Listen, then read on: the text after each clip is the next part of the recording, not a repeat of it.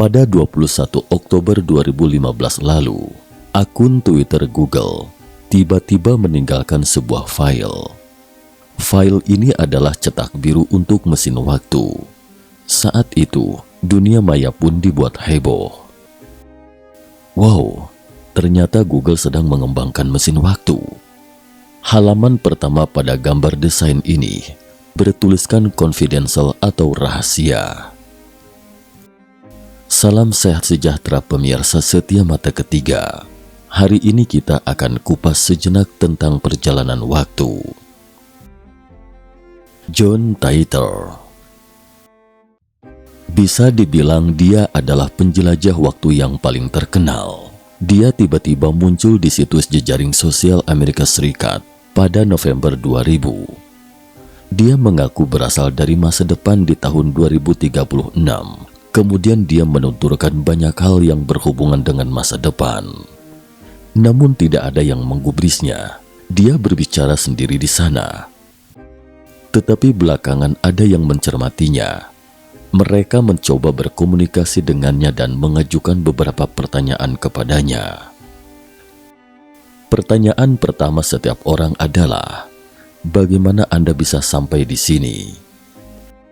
Saya datang ke sini dengan mesin waktu, katanya. Lalu mereka bertanya lagi, seperti apa mesin waktu yang Anda tumpang itu dan seperti apa prinsip kerjanya? Dia mengatakan bahwa mesin waktu yang dia tumpangi itu adalah buatan tahun 2034 yang dikembangkan oleh CERN. CERN adalah sebuah kompleks laboratorium pemercepat partikel terbesar di dunia yang terletak di perbatasan antara Perancis dan Swiss. Internet yang kita gunakan sekarang ini adalah temuan CERN. Menurut sang penjelajah waktu John Titor, bahwa mesin waktunya menghasilkan singularitas buatan untuk menciptakan distoris dalam ruang dan waktu, selanjutnya kemudian mewujudkan perjalanan waktu. Singularitas adalah bagian paling sentral dari lubang hitam. Volumenya sangat kecil, masanya tidak terbatas. Melalui singularitas ini, dapat menghasilkan distorsi ruang dan waktu. Ketika ruang dan waktu dilipat, maka waktu lampau dan waktu sekarang terhubung bersama, selanjutnya mewujudkan perjalanan waktu. Teorinya itu didukung oleh banyak sarjana ketika dicetuskannya. Selain itu, dia juga mengatakan bahwa mesin itu adalah perangkat gravitasi, sangat sulit setiap saat mengaktifkannya, dan hanya dapat digunakan 2 kali setahun.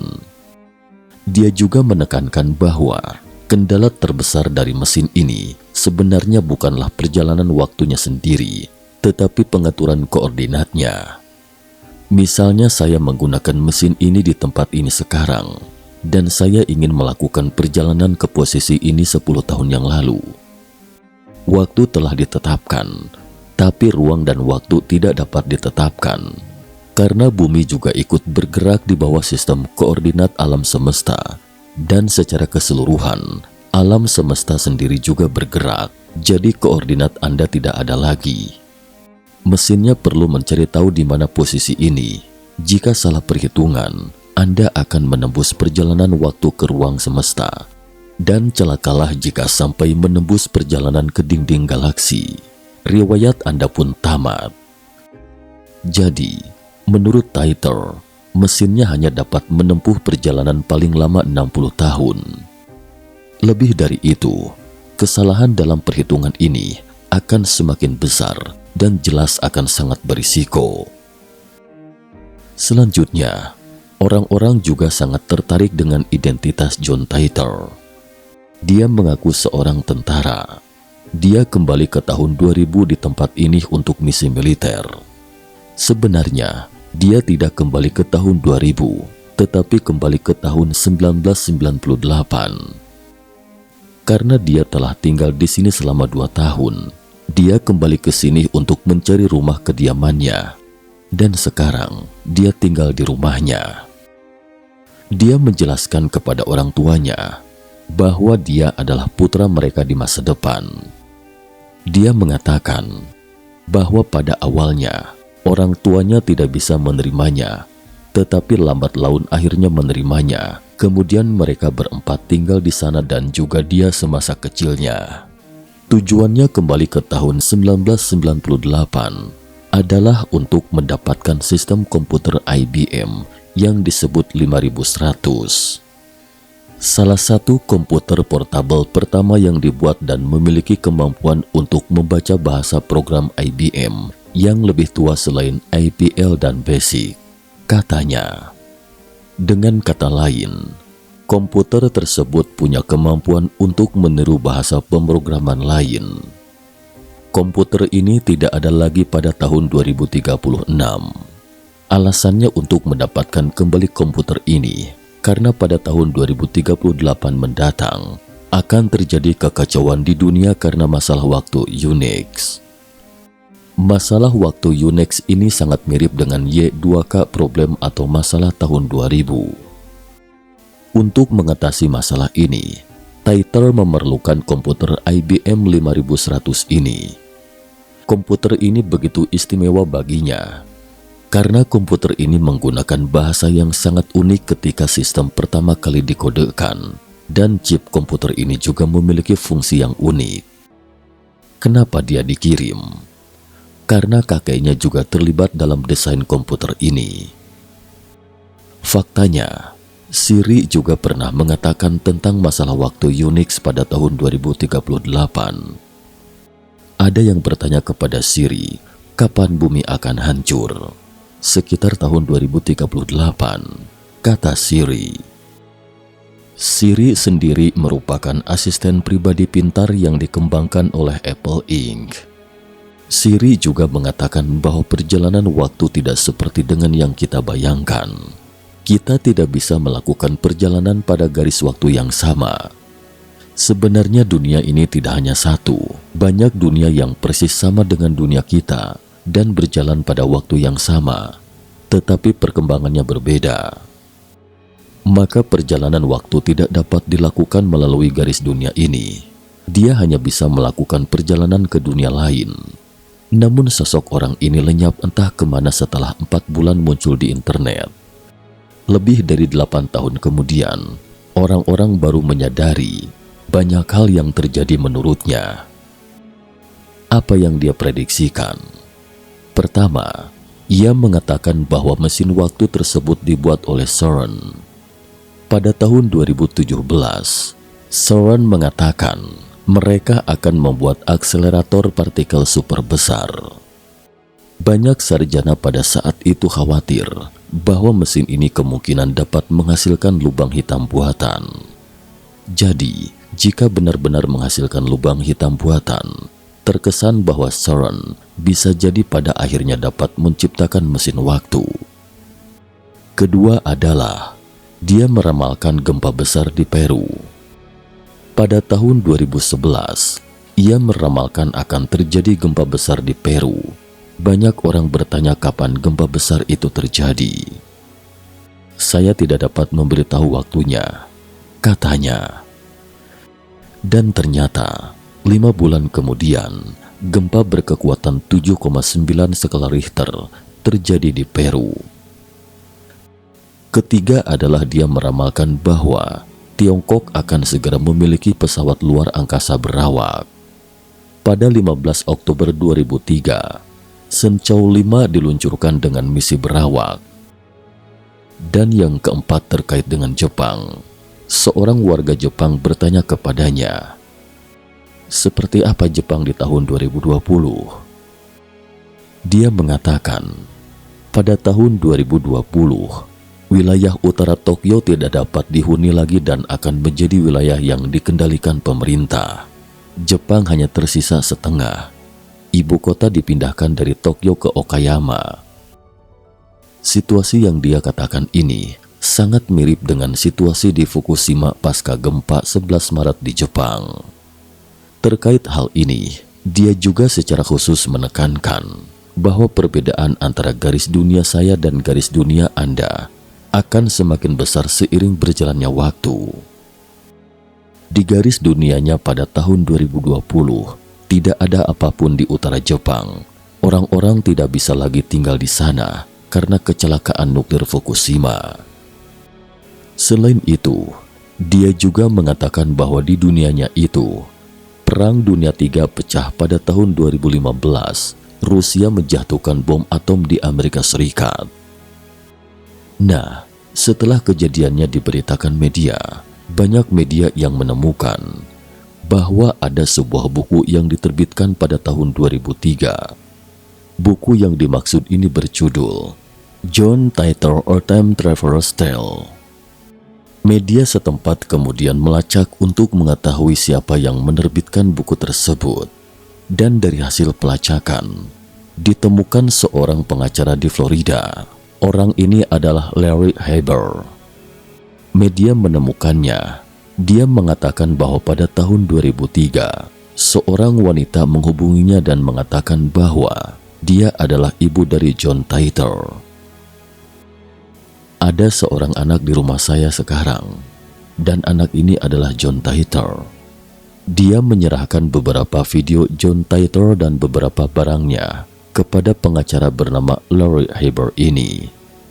Sang pengacara kemudian menyusunnya menjadi sebuah buku, sehingga banyak media yang curiga, mungkinkah kisah ini direkayasa oleh sang pengacara sendiri? Namun sebagai pengacara, adalah sesuatu yang sulit baginya berbicara banyak tentang fisika. Belakangan, orang-orang mengetahui bahwa adik laki-laki pengacara itu berkecimpung di bidang IT. Mereka mengatakan bahwa mungkin saja mereka berdua ikut menulis cerita ini, tapi tidak ada yang tahu detailnya. Andrew Carlson. Orang ini ditangkap oleh FBI pada 28 Januari 2003. FBI mencurigainya melakukan insider trading atau perdagangan orang dalam. Apa itu perdagangan orang dalam? Artinya, Anda mengetahui beberapa berita tentang pasar saham atau sekuritas sebelumnya, lalu membeli atau menjual beberapa saham terlebih dahulu dan meraup banyak keuntungan. Nah, orang bernama Andrew Carlson ini mengubah $800 AS-nya menjadi $350 juta AS hanya dalam 2 minggu. Dia membeli 126 saham, semuanya naik, dan pada saat itu pasar saham sangat tidak stabil. Banyak investor terkenal kehilangan uangnya, jadi FBI sangat yakin bahwa itu bukan masalah trik, tapi pasti curang. Andrew pun ditangkap dan diinterogasi. Dia mengatakan bahwa dia adalah orang dari masa depan di tahun 2256. Di masa depannya itu, dia menyelidiki situasi pasar saham saat ini dan tahu bahwa akan terjadi gejolak pasar saham. Lalu dia mencatat semua saham yang naik dan kembali ke masa itu untuk meraup pundi-pundi uang. Selanjutnya, untuk membuktikan bahwa dia adalah sosok orang dari masa depan, dia menceritakan kepada polisi beberapa peristiwa yang akan terjadi di masa depan. Dia mengatakan bahwa pada tanggal 20 Maret 2003, perang Irak akan pecah dan Bin Laden akan bersembunyi di sebuah kota di Pakistan Utara. Tetapi polisi berkata, memangnya main tebak-tebakan? Cetus polisi sambil melayangkan bogem mentah ke Andrew hingga tersungkur. Karena bicaranya ngawur, polisi pun mendekamnya di sel penjara. Tak lama setelah penangkapan Andrew Carlson, seorang pria misterius mengirimkan uang jaminan kepada polisi sebesar 1 juta US dollar. Andrew Carlson dijadwalkan akan hadir pada persidangan bulan April 2003. Namun dalam perjalanannya ke persidangan, Andrew Carlson menghilang tanpa meninggalkan jejak apapun.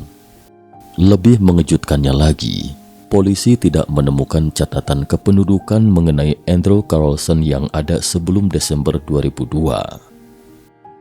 Semua hal yang dikatakannya sebenarnya akurat. Perang Irak jelas akurat, dan Bin Laden memang ditemukan dan dikirim ke dunia lain di sebuah kota di Pakistan Utara. Sehubungan dengan hal ini, belakangan kemudian, seseorang melakukan penyelidikan lebih mendalam dan menemukan bahwa berita ini pertama kali muncul pada Februari 2003 di sebuah tabloid berita fiksi yang terbit di Amerika Serikat bernama Weekly World News.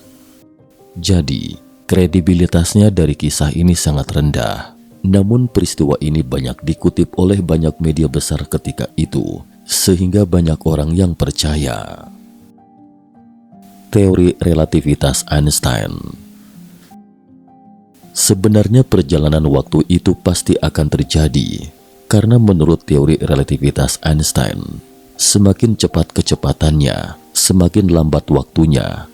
Sebagai contoh, waktu yang dialami stasiun ruang angkasa dan satelit yang terbang mengelilingi bumi relatif lebih lambat daripada waktu bumi, dan ini sudah dikonfirmasi. Oleh karena itu, waktu di stasiun luar angkasa harus disesuaikan setelah beberapa saat untuk menghindari perbedaan waktu. Hal ini menjadi bukti bahwa perjalanan waktu dalam skala yang sangat kecil telah dibuktikan. Paradoks kakek. Jika perjalanan waktu ada, Anda melakukan perjalanan kembali ke masa lalu dan membunuh kakek Anda bahkan sebelum ayah Anda lahir. Itulah pertanyaan, siapa yang membunuh kakekmu? Ini disebut paradoks kakek. Hal ini sebenarnya bisa dijelaskan dengan teori alam semesta paralel dari mekanika kuantum dan teori M. Kedua teori ini mengatakan bahwa ada garis dunia yang berbeda pada garis waktu yang sama, banyak dunia. Dunia-dunia ini memiliki perbedaan yang unik dan perkembangannya juga berbeda. Jika Anda melakukan perjalanan melalui waktu, Anda hanya dapat melakukan perjalanan di antara berbagai garis dunia. Artinya, Anda tidak akan pernah dapat kembali ke dunia masa lalu Anda. Anda juga tidak bisa masuk ke dunia masa depan Anda.